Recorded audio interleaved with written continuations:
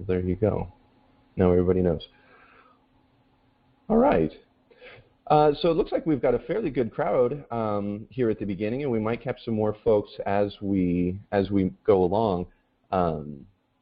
Is everybody able to see my?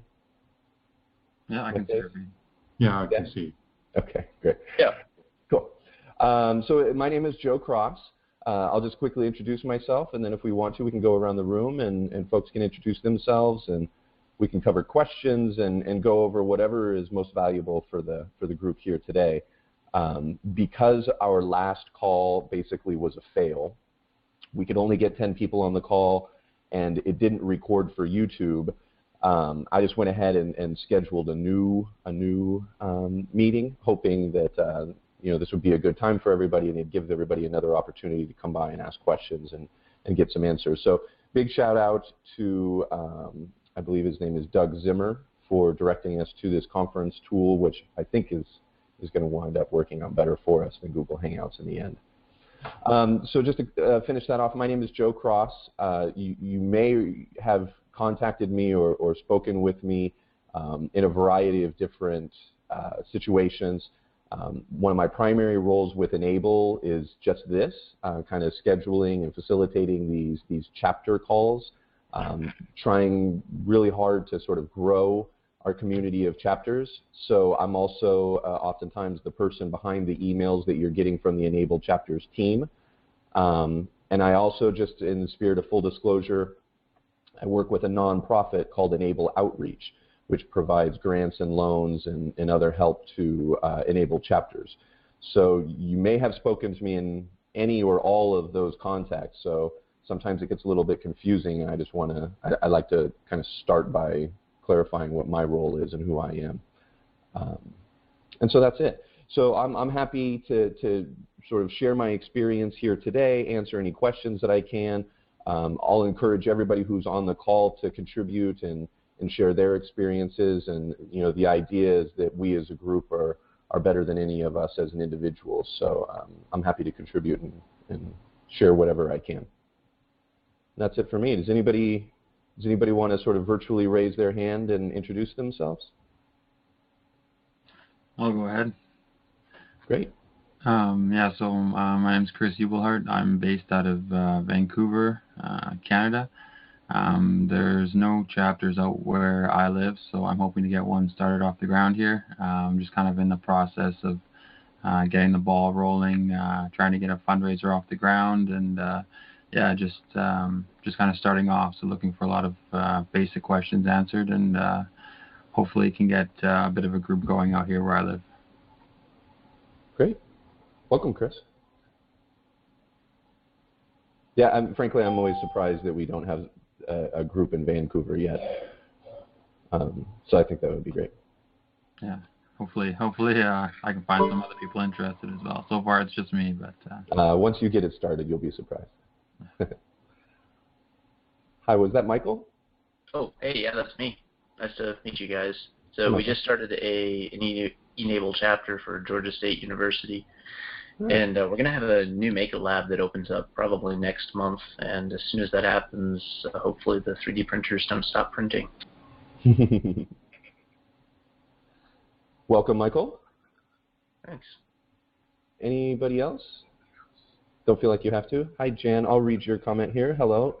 And I hope I'm pronouncing that correctly. Is it Jan? Yes, okay.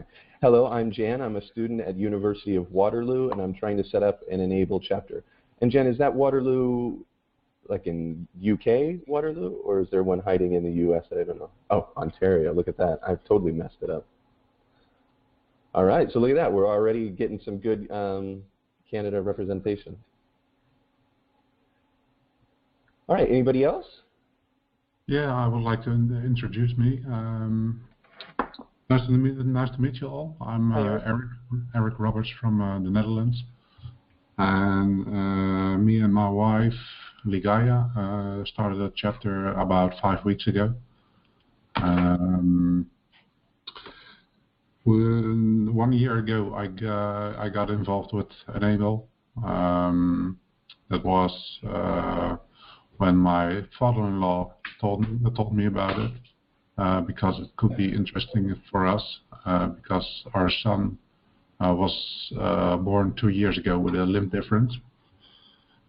And I was interested in 3D printing, so I bought my own 3D printer and subscribed to e-NABLE, sent in a test hand, and I was listed as a maker. And in the Netherlands. Sorry about that, Eric. Oh. We had a request from the Netherlands, which was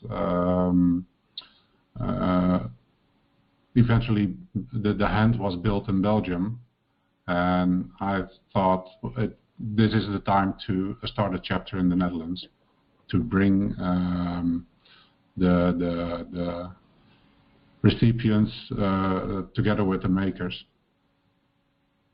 So we started the Facebook page 5 weeks ago, and well, it's nice to see that people can find each other on the Facebook page. Yeah, absolutely.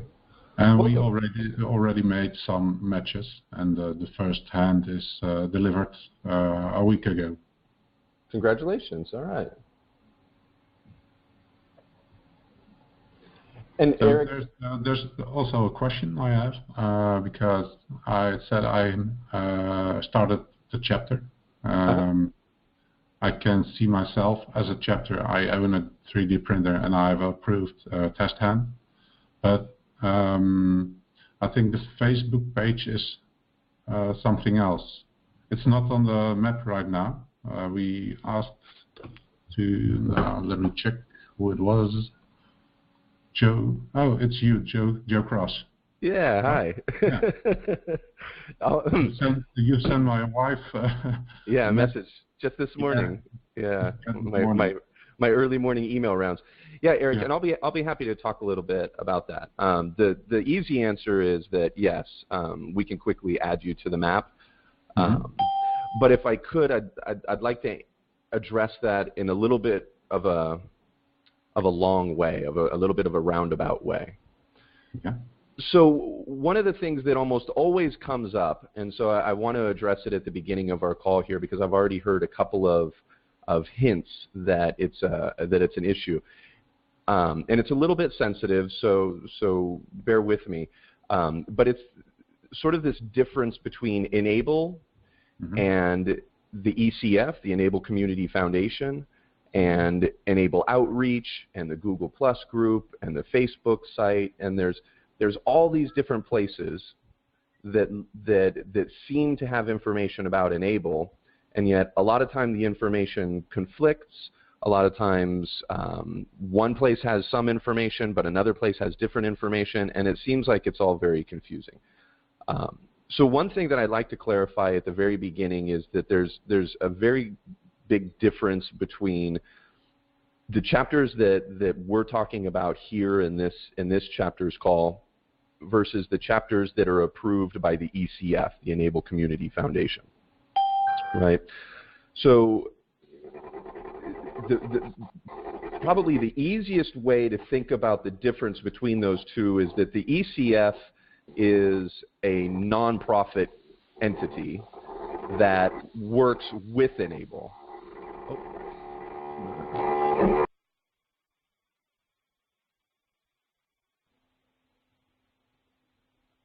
All right.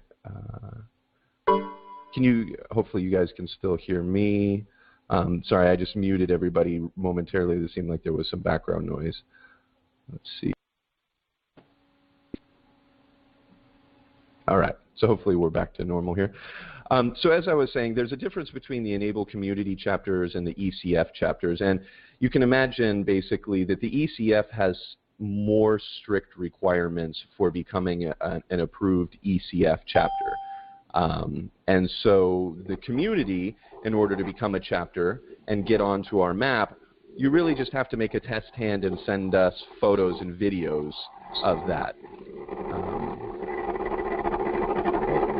Somebody's got something going on in the background. If you wouldn't mind muting. Can't tell.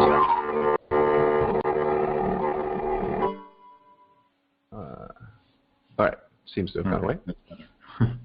Okay. Right. So in order to become a community chapter, which is the group that we're talking about here today, you just have to make the test hand.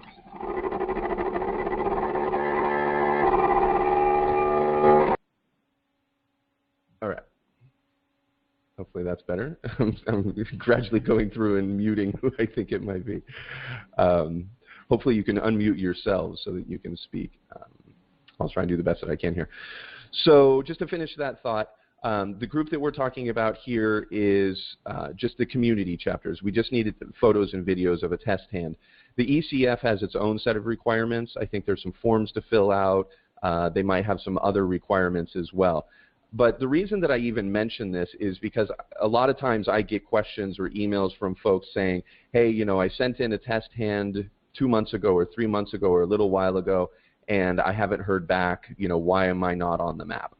And the answer is that the map is the list of community chapters. The ECF is a totally separate entity. It's a totally separate nonprofit. And so if you've sent in a test hand, if you have physically mailed in a test hand, then you almost certainly sent it to ECF. To the best of my knowledge, they're the only group that requires you to physically mail in a hand. And so if you have done that, then chances are you're working with the ECF. And so that's not a bad thing. You can be an ECF chapter and a community chapter. That's not a problem whatsoever. It just sort of gets you into two slightly different doors, right? So for example, by becoming an e-NABLE community chapter, you get access to this phone call, you get access to the other community chapter members, so that if you want to ask for help or offer to help one of the other chapters, you can. You get access to grants and, you know, expedited or free shipping. So you get access to some of these benefits. The ECF has its own other set of benefits that are on top of what you get by being an e-NABLE community chapter. So I just want to clarify that sort of at the beginning, and I'm happy to answer more questions about it. The other sort of main difference that you'll probably find between e-NABLE community chapters and the ECF is that the ECF, to the best of my knowledge, is the only organization that accepts large numbers of pre-built devices. So I had heard somebody mention at the beginning that, you know, they never want their 3D printers to stop printing. And that's great. That's wonderful. You can imagine that at some point, excuse me, you might have 20, 30, 40, 50 left hands, 20, 30, 40, 50 right hands, all different sizes, all different colors, and that's wonderful. But they haven't been matched to any particular person. So the only real solution we have for that is to take those, say, 100 hands and put them on a shelf and wait until we can find a recipient that wants that particular size for left hand in that color. And the ECF, I believe, provides that service. So if you have a lot of pre-built hands, or if you're doing a print-a-thon, or if your company wants to sponsor the creation of a whole bunch of hands, the ECF is the perfect place for you to go to and try to donate those hands to the ECF, knowing that at some point they will likely be able to match those with the recipient. The group of chapters here takes a slightly different approach, and that approach is that we try to find individual recipients. And so that's one of the major benefits that we get by having local chapters, is that, for example, in Saudi Arabia, they're able to speak the local language with local customs. In Pakistan, they're able to do the same. Italy, Spain, Tunisia, right, France, Germany, all these different locations that we have chapters, they can work with the recipients in their local language, you know, sensitive to their local culture, the local governmental regulations, all of that. And so what that typically means is that we're finding a specific recipient, a person with a name and a face, asking them what it is that they need, taking measurements, and then building one specific device, or even sometimes 2, 3 specific devices for that individual. And then we deliver to that specific individual. So there's never a time when the device is actually sitting on a shelf waiting to be matched to a person.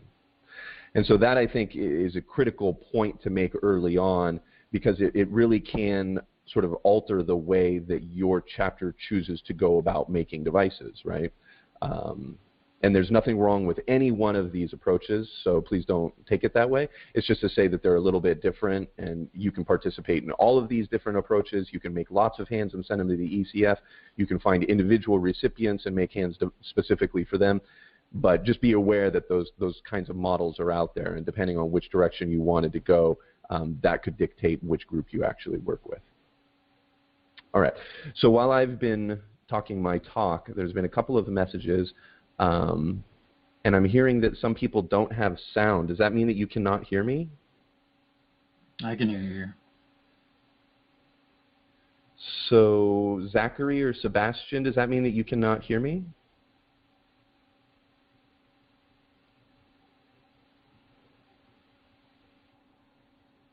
I had to do a. I figured it out. I had to do an additional box to get my sound. Oh, and who is that? Was that Sebastian talking? No, this is Joe Wise. I don't know that Sebastian will be able to hear you if he doesn't have sound, but initially when I logged in, I didn't get sound, and then I found an icon that said, how do you want to connect your sound, by phone or by computer? Okay, okay. So, and that's the like the telephone icon in the top left there?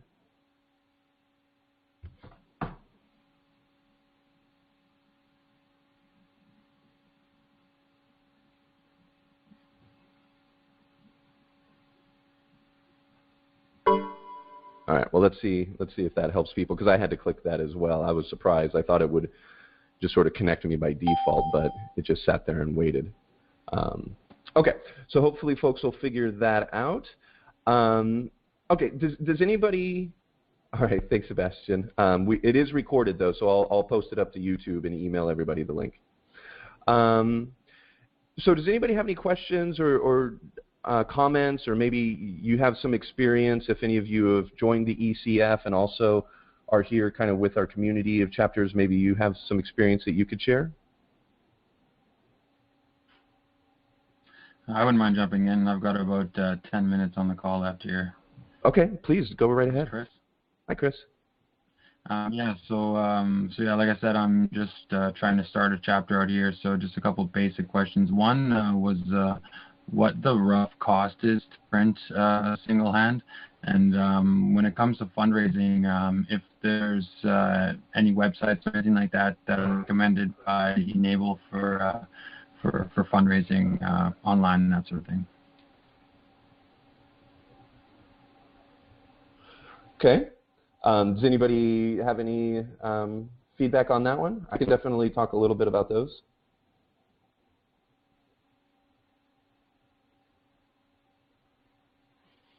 Okay. So basic price, Chris, you said are you in Vancouver? Is that right? In Canada. Canada, okay. So basic price is probably going to be, I don't know, 30, 40 Canadian dollars. I don't know what the exchange rate is, but somewhere in that neighborhood. Arms, say like an unlimited arm or a flexi arm, are going to be a little more expensive.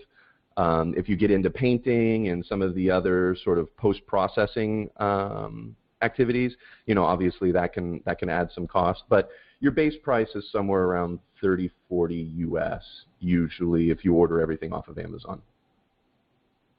Sounds good. Yeah. You can spend more, obviously, depending on the complexity. And if you just buy a kit, for example, 3duniverse.com has a store, and you can buy kits that have all the parts. That's going to be a little bit more expensive, just because it's sort of put together for you as a kit and sent to you that way. Sounds good. And I'm sorry, Chris, what were your follow-up questions? Oh, just for fundraising, if there's any website recommended by e-NABLE for that, like if I was to set up a fundraiser online that people could go to and contribute money and that sort of thing. if there's a specific program or website that e-NABLE recommends. Yeah, depending on the country, everybody kind of has their own little solution. Generosity.com has been fairly popular. I'm not sure if that works well in Canada or if they have, sort of a payment processing infrastructure in place for that. But I would say that the important thing here is to realize you don't have to be a nonprofit in order to do sort of a family and friends type of a fundraiser, and that's typically enough to generate the money that you would need in order to buy a 3D printer, especially if you're going to throw in a little bit yourself. So, what I always tell people is set up the donation page, see if you can get the donations moving. If you can, then chances are you just leave the donation page up and it becomes, where people can donate to your chapter. If it doesn't work out, then, you can always pull it down and kind of look for plan B, right? But given how much cheap printers cost, usually, at least in the Western Hemisphere, friends and family typically will be enough to raise the money. Yeah, I was able to. I bought a printer. Oh, you did already? Okay. Assembling it now. Hopefully, get a test hand going in the next couple of weeks here. But yeah, more or less just to get funds going to start printing the first hands and that sort of thing. But yeah, no, that's great. Thanks for the answer. Yeah, so it sounds like you did the perfect thing. If you were able to get a printer, now it's just a matter of, what I've found and I've seen across all the chapters is that once you get that first hand printed and you actually get it delivered to a human being and you have photos and you can share the story and you can share the experience, that's when a donation page comes in handy, because that's when people see that you really mean it, that it wasn't just some, hobby or thing that you kind of were doing on the side. They realize that you're sincere about it. And that's usually when you can start routing people to a donation page through Facebook or some other social media, and it can really start having an impact. And that helps buy your filament and all your supplies going forward, pays for shipping if you're going to mail something to another chapter or something like that. Right. Gas if you're going to drive to meet a recipient, who maybe doesn't live right next door to you, that kind of a thing. Sounds good. Yeah. All right, so I've got a question in the message box from Joe. Can we use your nonprofit status for U.S. tax write-off? So, yes, is the simple answer. This nonprofit that I work with called e-NABLE Outreach, that's really one of our services, if you will, that we offer to the chapters community. So a lot of times chapters find corporate donors or maybe even wealthy donors that really want that tax benefit that you can only get from being a registered nonprofit. And so e-NABLE Outreach turns around 100% of all donations that come to us. We don't take any admin overhead. We don't pay ourselves a salary or anything like that. So it definitely has happened, and I'm guessing it'll probably happen more, where some of you out there will get offers or get approached with donations, maybe even from American companies that are operating within your region, but they need to make them to a U.S.-based nonprofit. You're more than welcome to contact me at this email address. I'll put it into the chat room. It's joe@enableoutreach.org. And if you want to just email me there, then what we've done in the past is we'll just receive the donation on your behalf, and then you let us know what you want to do with the money. We can turn it around to you. We can direct it towards other chapters. We've done splitting arrangements in the past where part of it goes back to you, but part of it maybe goes to another chapter that you'd like to help out. So yes, Joe, we can absolutely help with that. Just let us know. And that's true for sponsorships and other kinds of corporate relationships as well. So sometimes filament providers or other vendors, shipping, companies will approach chapters and say, hey, we'd really like to help you out, but we need to form some kind of a real arrangement, sign an actual piece of paper with an organization to make sure that this is legit. And that's another service that we can provide, where we can come in and we can sign those papers. We can actually, sort of put our name to an agreement, and then that way you're able to get that benefit. So just let us know how we can help with that. All right, here's a question from Jan. How do you recommend finishing the hands a Phoenix Hand V2, just sanding the print. So I'd like to put this out to the rest of the community. Anybody have experience with the Phoenix Hand and finishing it? I've seen some amazing work out there. Anybody want to share?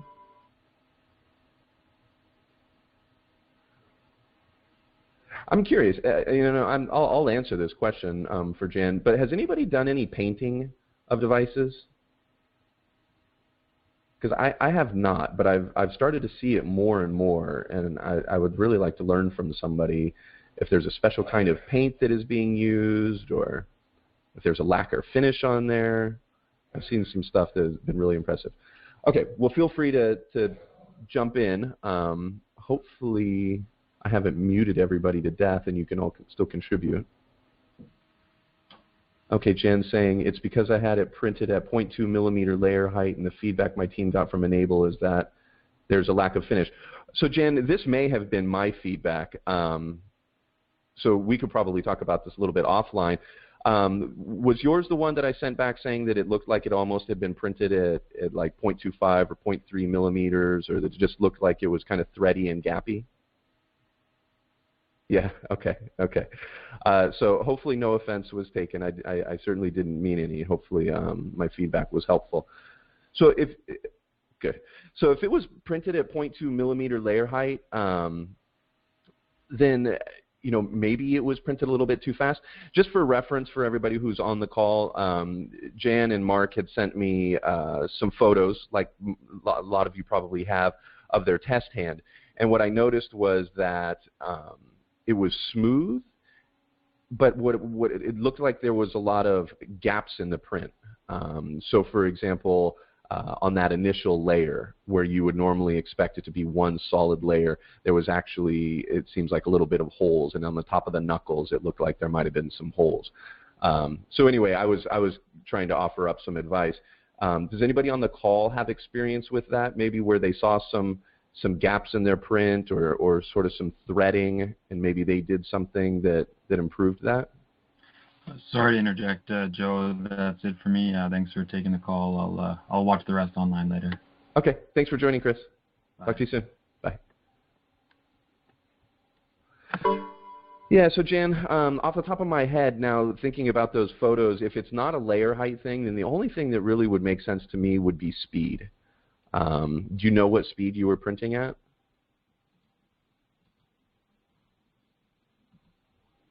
Maybe fast, yeah. I mean, the only thing I could suggest is if you're printing at the right layer height, you're using good quality filament, you've gotten good results from that filament in the past and you're confident in it, then maybe just slow it down. So just for reference, I have a fairly decent printer that's been donated to me from a local 3D company in Hungary. So it's a pretty good machine. I think retail it's probably $1,200–1,300 US. So not bad, good workhorse. And I really don't print more than, say, 50 millimeters a second. I probably could push it up to 60, 70, maybe even more. But I just don't, because I'd rather just get a really good looking part that comes out the other end rather than having to worry about getting something substandard but getting it faster. Can anybody else share what are you guys accustomed to printing at? What speed do you guys normally print at? Anybody want to share?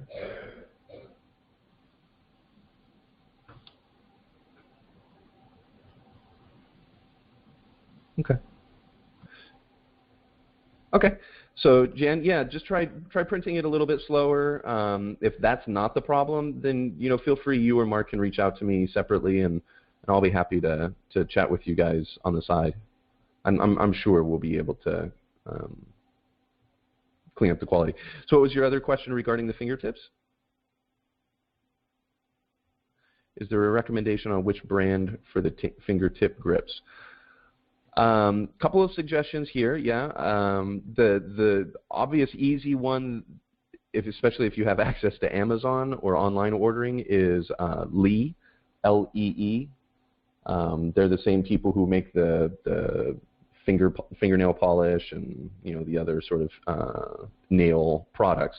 So they make them. The only downside is that if you were to order them from Lee on Amazon, you'd probably get a mixed bag. So they might be different sizes, they might be different colors. The other place that you can go, and this is actually where I order mine, is 3duniverse.com.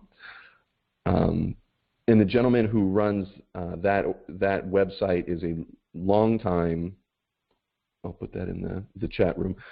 He's a long-time e-NABLE volunteer, Jeremy, and he's been doing it longer than I have. And so he's also the guy who sells the kits. But what he does is he sells bags of 10 of those Lee gel fingertip grips in clear in the extra small size, which is really exactly what you need. So, and he offers discounts to e-NABLE volunteers. So that's always a good option. The other option, if you don't want to keep buying gel tips, is something called Plastidip. And I don't know if everybody's familiar with it, but they have global distributors. So you can usually find it wherever you are in the world. And basically it's like a glue. It comes in a can. You dip the fingertips in it, and it's sort of like a sticky glue at the beginning, but then after about 5-10 minutes it hardens, not to like a plastic hardness, but more like a rubbery hardness. And it provides a ton of grip, almost as much as the gel fingertips, but it lasts a lot longer. Those gel fingertips tend to rip and shred and wear down pretty quickly.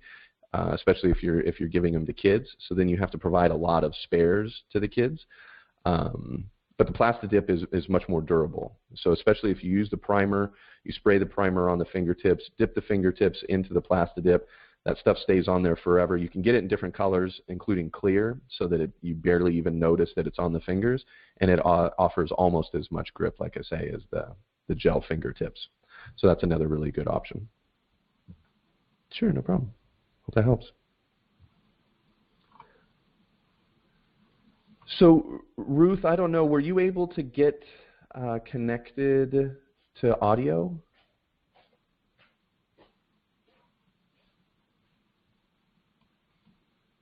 Maybe not. I'm sorry for my Spanish. Mi español es muy. I would even say feo, but I might be able to help you out. So Ruth, please do feel free to just leave your question in the message box, and I'll do the best I can if we're unable to hear you. All right. So any other questions? Hi, Omar. Good to see you. I think Omar is joining us from Tunisia. And I think I just sent you your welcome email, so officially welcome to the chapters group. Any other questions? I'm happy to just kind of keep going. You can drop your questions in the messages box. You can hopefully, at least some of you are able to talk live on the call.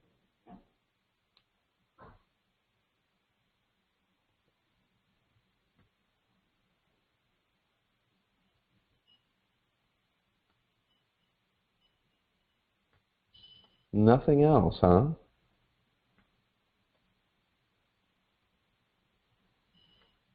Let's see if we have anything on the YouTube page. No, I don't see anything there. All right, well, I'm definitely hearing people's computers in the background, so I'm confident that we have audio. So I don't know. I guess this means maybe everybody's questions have been answered. Is that true? Is that possible? I have a question. Eric. Please. Hi, Eric. Yeah, please. About the test hand.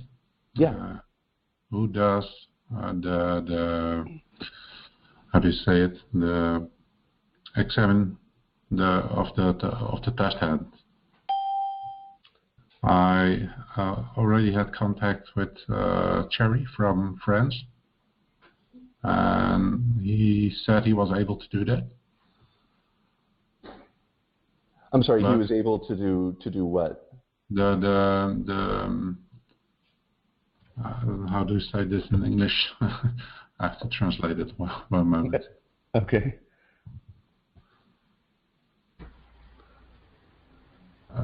Something like an examination of the test hand. Sure. Yeah, the sort of review, the evaluation. Yeah, the review of the test hand. Who's able to do that?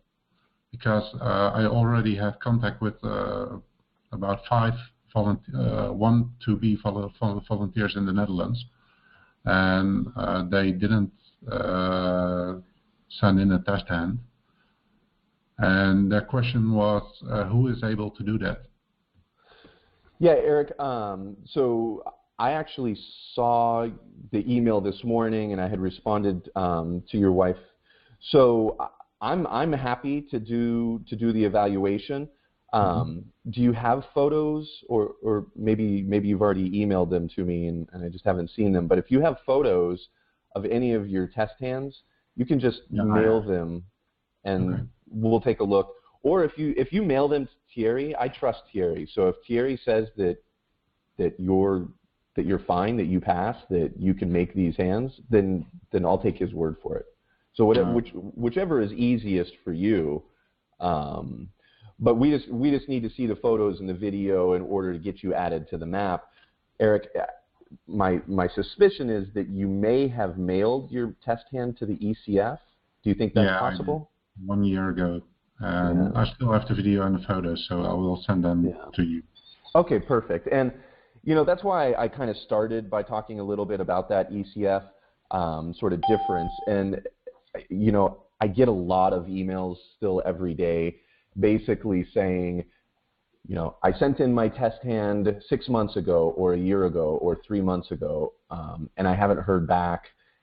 When can I be approved? And unfortunately, my answer is I don't know. I don't work with the ECF, unfortunately, and so I know that sometimes it seems to take a long time for them to respond. Unfortunately, I have no way of accelerating that or asking them to make it go faster. But what I can do is I think that I'm pretty consistent, where when you send me photos and videos, I usually am able to get them turned around in less than a week. So if you send those to me, Eric, then within a week, I'll have feedback to you, and assuming that there's no problems, I'll get you added to the map. Let's be clear, being added to the map really just means that if people are looking at the map, they can find you. But I want to make sure everybody understands. I don't make any rules for the e-NABLE community. I don't police the e-NABLE community. So if you make a hand before being added to the chapter's map, nothing bad is going to happen. Hopefully you're making a good quality hand. Hopefully you're being, kind and considerate to the recipients. But that's really all we're asking is, we ask for photos and videos just so that we can be sure that you're building the hand properly, that there's no, simple mistakes that we can point out and help correct.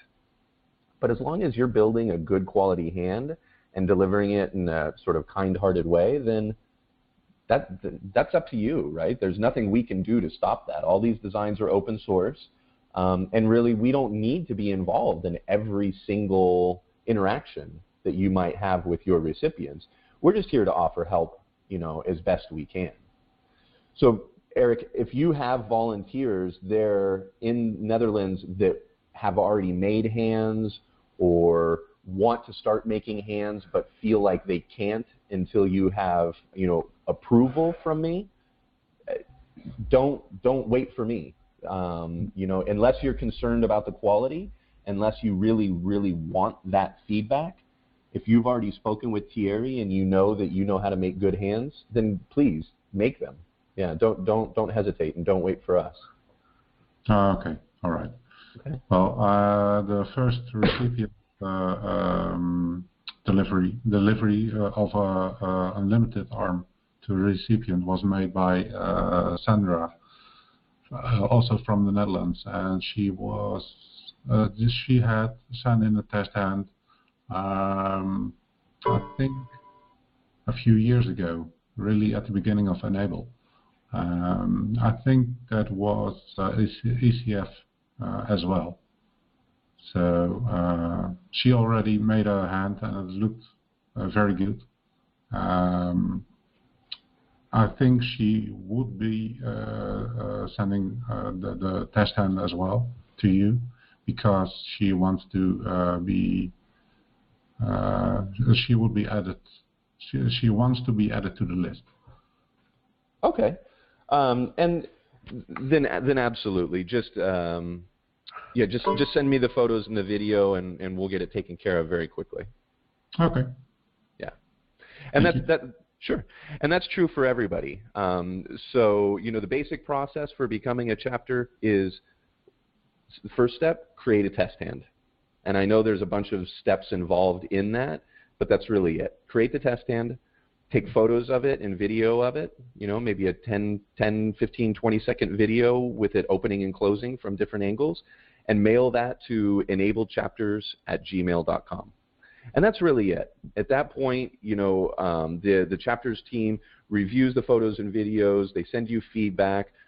If everything's okay, then they add you to the chapters map. And please, again, be clear that being on the chapters map, it doesn't mean you have permission to do anything. It doesn't mean that you've been, granted some special privileges or anything. It really just means that you're now sort of recognized as a chapter, and so you can start to work with other groups as a chapter. So, for example, some chapters, like in India, for example, they have a wait list over 100 long. And so they need help.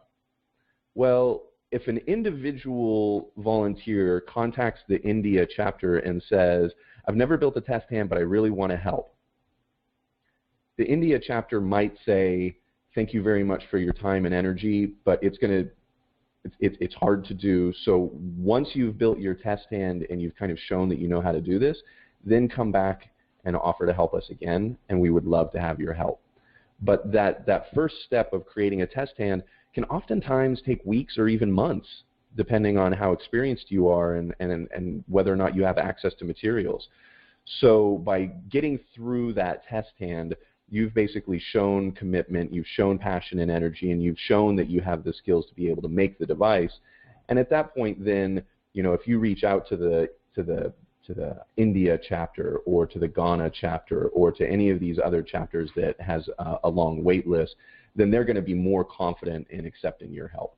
And that's really why we ask people to create the test hands, is just so that they've gone through that exercise, they're confident that they can do it, and if they're offering to help somebody, that everybody knows that they're ready to help right now, not after they've kind of learned how to do it. So that's really sort of the origin of the test hand.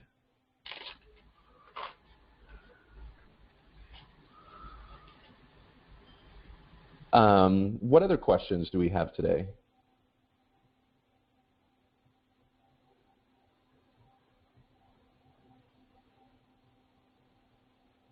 Okay.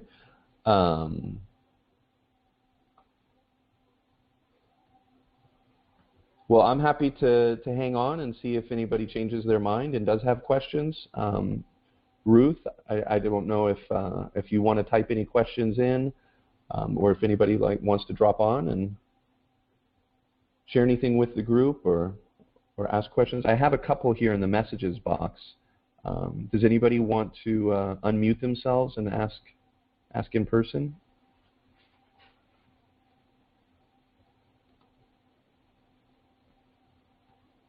Okay. Well, then we may be a wrap for today. Omar, did you get your question answered about the about the rubber bands? No, not yet. Okay. Or maybe that was even Jan's question. Okay. So, and for dental bands, we're talking about what? The ones for the Phoenix hands, right? The knuckles?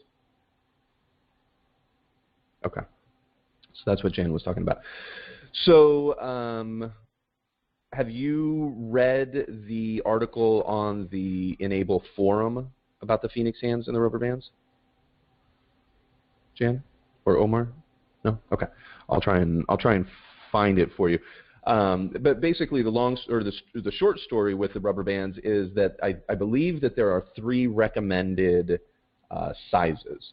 There's 4/16, 5/16, and 6/16, right? So that's what, a quarter, quarter, 5/16, and I'm horrible at this, 3/8, right? 6/16. So I typically just keep a supply of those 3 sizes.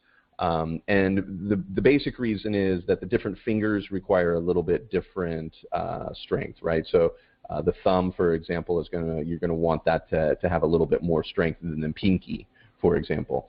And also for the various sizes, right? So if you're creating a Phoenix hand at 130%, then you're probably going to want to use bigger rubber bands than if you're creating a Phoenix hand at 95%, just so that you're not overtaxing the rubber bands. So what I've found is if you keep those 3 sizes on hand, then when you're making the device, you can kind of just test it out. I think there is on this forum page some guidance, but I don't know that it ever sort of firmed up as like instructions necessarily so much as people's experience. Hey, this worked well, this didn't work well. So as far as where to get them, you can get them on Amazon.com. In fact, if I share my screen with everybody, am I sharing my screen? Can you guys see my screen? Yes. All right, so I've been clicking around, so that's probably been fun for you. But here's one of the latest orders that I just placed, for example, and here you can see, here's like the 5/16, here's the 6/16. Some of them are 4.5 ounce, some of them are 6 ounce. I'd love to be able to get the exact same weight and size and everything else, but this is basically what I go with, is this Sonic Dental Supply. It's gotten good reviews from other users, so that's, and they have pretty good selection. So this is what we typically purchase, and this is directly off of Amazon. And they're fairly cheap. You can see they're only $5 for like 100 of them or something like that. So good idea just to keep them handy, keep them nearby. I don't know anywhere else to get them other than Amazon, to be perfectly honest. Sonic Dental Supply maybe has a website or something like that, but this is just always where I've gotten them. One comment that I will make about the dental bands is, in my experience, they do not hold up well in extremely hot and humid weather. So for example, we took a couple of dozen Phoenix hands to Ghana and found that the elastic bands basically break down in that heat pretty quickly, within a matter of weeks.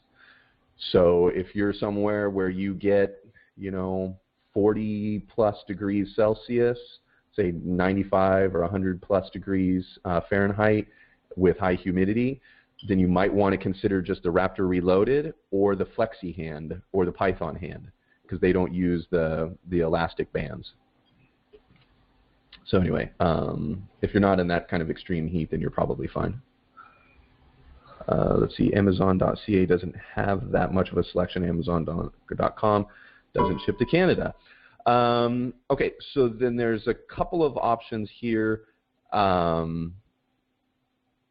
We can do the order for you. Enable Outreach, for example, could do the order for you.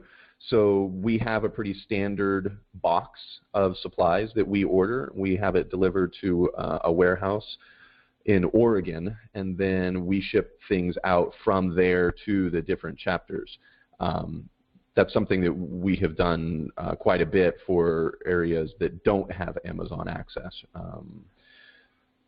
Canada, I wouldn't have put in that category, but it kind of doesn't really matter to us. So probably what we could do is, if this is something you wanted to order through us, basically, then you could even go on to Amazon.com. I could give you our address. You could ship it to our warehouse in Oregon, and then we can ship it out to you in Canada. You probably get free shipping from Amazon to our facility in Oregon, so you wouldn't have to pay that. So it would really just be the cost of the bands plus whatever it costs for us to ship it up to you in Canada. So that's probably about the same as you'd wind up paying on Amazon.ca. It's just that we kind of have to take the extra time to route it through our our facility in Oregon. So that's probably the best option that I could offer, Jen. And if you're interested in that, then like I say, just contact me via that email address, joe@enableoutreach.org, and I'll be happy to chat with you about it. Cool. All right. Any other questions? Let me stop sharing my screen. Maybe we'll actually get back to seeing each other's faces. Oh, you didn't want to see my face, but here I am anyway. All right. Anybody else have questions, comments, things they'd like to share with the group?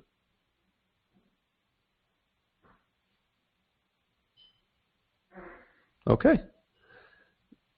Oh, here we go. Question about Velcro. In Italy, it cannot be found with the characteristics requested. What can we do? I can offer the same service that I was just talking to Jan about. So we can order that, have it delivered to our facility in the U.S., and then ship it to you there in Italy.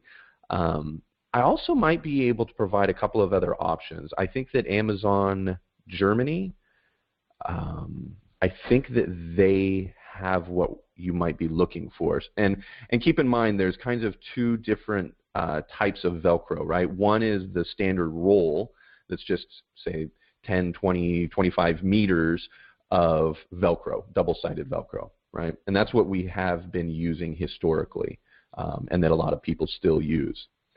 If you're using the new thermoformed gauntlet, which hopefully every one of you got a link to it when I contacted you, but there's a thermoformed gauntlet out there. It was invented by Team UK, or Team Unlimited in the UK. And basically what it has, and especially if you've seen the Unlimited arm, it has much smaller 20 millimeter slots. And it has a whole bunch of them. So rather than just having one or two big Velcro slots, their devices, the Gauntlet and the Unlimited arm, have a whole bunch of smaller slots. And those slots are specifically sized to work with cable ties.